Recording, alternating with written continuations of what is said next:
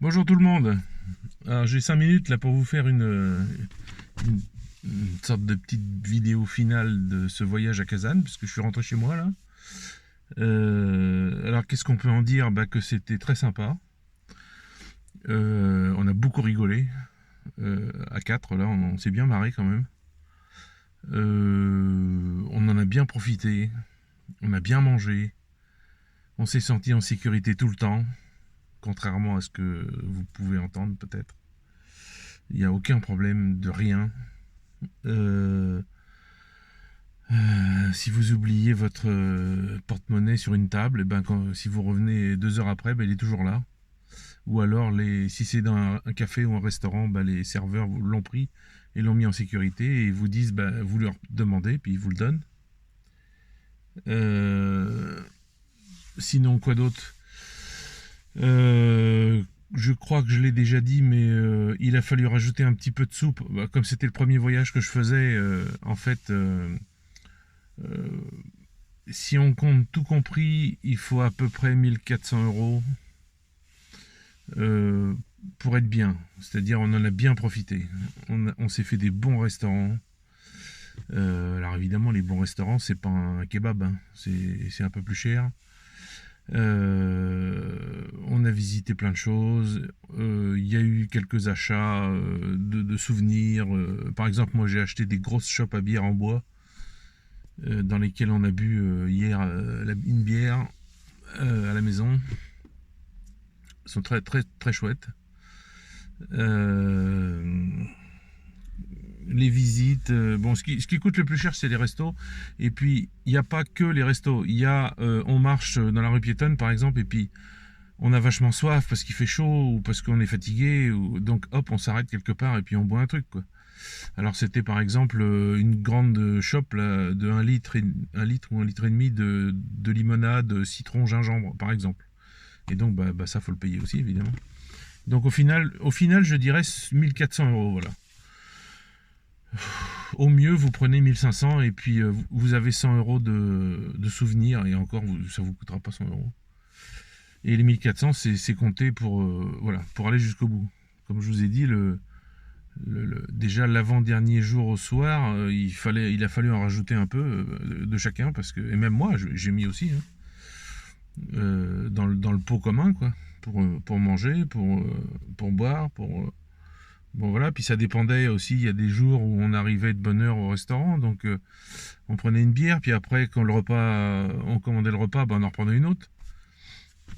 Et puis souvent je prenais pour eux ce qu'on appelle grenki, c'est du pain noir frotté à l'ail et puis frit dans l'huile. Ça se mange avec la bière, c'est excellent.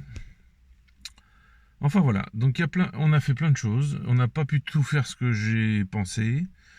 On a fini un petit peu, enfin moi les deux autres, j'aurais pas posé la question, mais on a fini un peu sur les rotules. C'était assez fatigant quand même, hein, marcher. Moi, ce qui m'a tué, en fait, c'est la promenade le long de la Kazanka. Bon, bah, ça, c'est pas un problème, mais que pour aller au musée, en fait, c'était décevant parce que c'était plus le musée, en fait, c'est devenu une bibliothèque et le musée est ailleurs, mais je vous l'ai montré dans la dernière vidéo. Il y a énormément de marches et il y en a, je sais pas moi, il y a 10 fois 30 marches, quoi. 300 marches à monter, peut-être. Je sais pas combien il y en a. Et ça vous casse les pattes. Bon, bref. Donc, mais c'était génial. Moi, j'ai beaucoup aimé le faire. J'ai pu leur montrer, ben, vu que j'ai vécu 5 ans à Kazan et puis que je connais très très bien la ville, et qu'à l'époque, j'avais beaucoup aimé la visiter en long, en large et en travers et connaître un maximum de choses, et ben, j'ai pu leur faire profiter de tout ça. Donc c'était sympa, vraiment sympa. On a bien rigolé, on s'est bien amusé, on en a bien profité. Ils ont passé vraiment du bon temps. Le Bagna, ça leur a plu, les restos, ça leur a plu, la visite du Kremlin, ça leur a plu. Enfin, tout était bien. Même le truc que moi, bon, je faisais tout le temps, donc je pensais pas que ça allait leur plaire, mais l'espèce de, je vous ai mis ça dans la dernière vidéo, je crois, l'espèce de petit passage secret là, pour aller du Kremlin à la rue piétonne, voilà. j'étais pas sûr que ça soit encore ouvert, donc mais si, c'est toujours ouvert, ça existe toujours. Donc voilà, très très sympa. Il y a du monde qui vient en octobre. Je crois qu'il reste une place, je crois, je suis même pas sûr. Décembre, février, voilà. Si jamais il y a des gens qui veulent venir, même en groupe avec des amis, on peut rajouter des dates, hein. On peut rajouter novembre, on peut rajouter janvier. Sachant que j'ai pas mis janvier, mais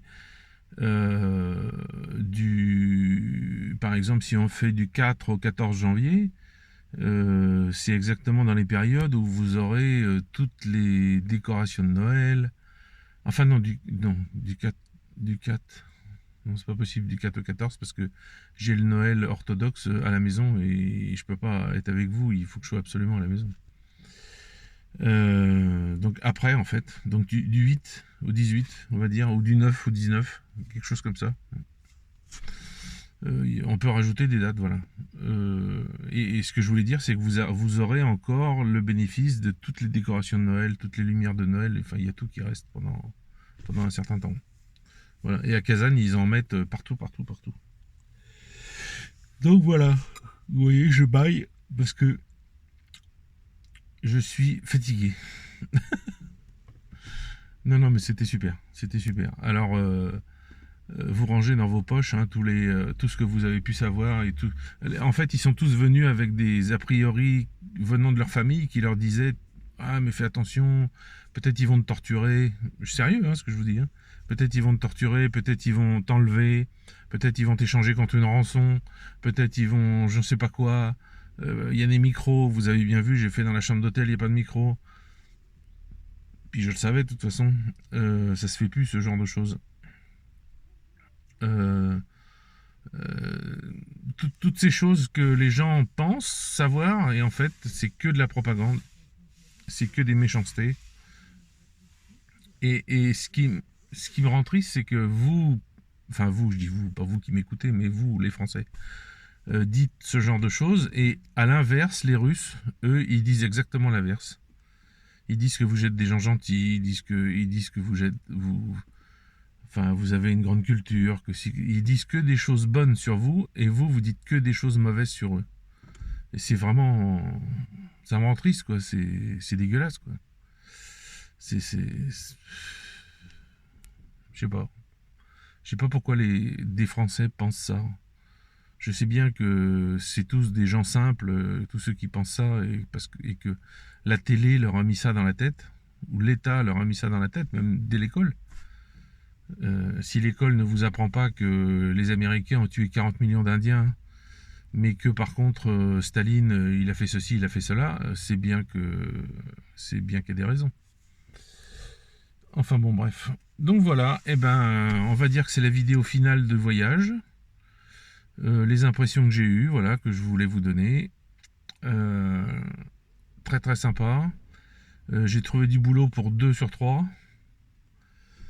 Voilà, bon, on va voir si ça fonctionne. Bon, il y en a un, oui, ça va le faire. Le deuxième, il faut qu'il se bouge. Il faut qu'il téléphone aux copains qu'on a rencontrés là-bas, qui fait le même métier que lui, et puis il y a besoin de gens comme lui, etc., etc., etc.